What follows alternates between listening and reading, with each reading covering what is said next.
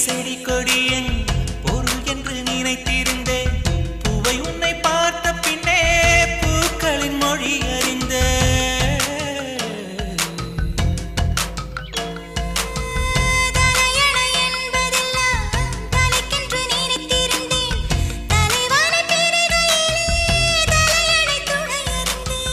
தீபந்தம் போன்றவன் நான் தீபம் என்று ஆகிவிட்டேன்.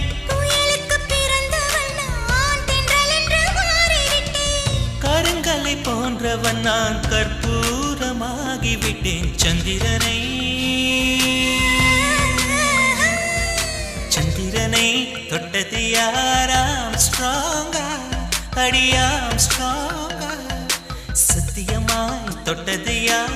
நான் தானே அடினா